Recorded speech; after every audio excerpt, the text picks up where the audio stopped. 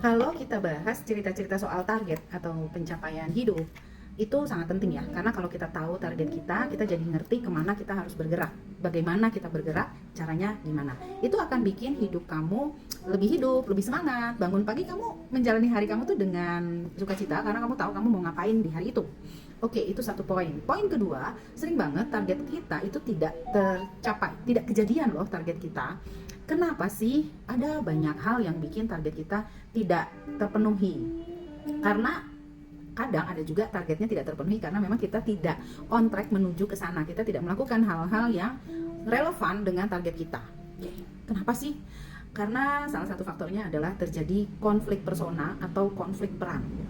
Kita semua di dunia ini punya beberapa peran, ya. Misalnya otomatis pertama kali merocot kita adalah seorang anak, lalu mungkin sekarang ini kita adalah seorang pasangan, seorang ibu atau ayah, seorang adik atau kakak, terus kita seorang atasan dan lain sebagainya. Kayaknya minimal 3 sampai 4 peran ya.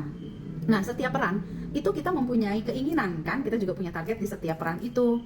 Nah, seringnya peran-peran itu bertabrakan. Contohnya, perannya sebagai anak, peran saya sebagai anak, saya pengen bisa menemani orang tua saya.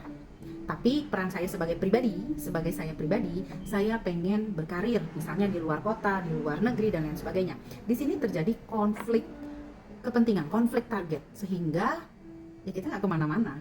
Karena sibuk, tidak selaras. Ketika nggak selaras ya mau kemana, gitu ya.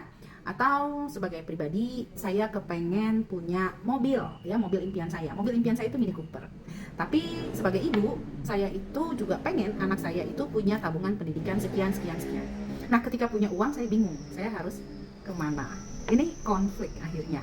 Nah, ini adalah salah satu yang membuat kita akhirnya suka nggak kemana-mana, karena kita nggak bisa menentukan prioritasnya yang mana dari peran-peran itu. Yuk kita sadari ada berapa banyak peran, lalu tiap peran itu punya keinginan apa saja, diselaraskan ya, diselaraskan. Pilih dengan bijak, lepaskan juga dengan bijak. Mana yang kayaknya ini enggak deh gitu ya, saya ini dulu, ini dulu, ini dulu. Oke, semangat!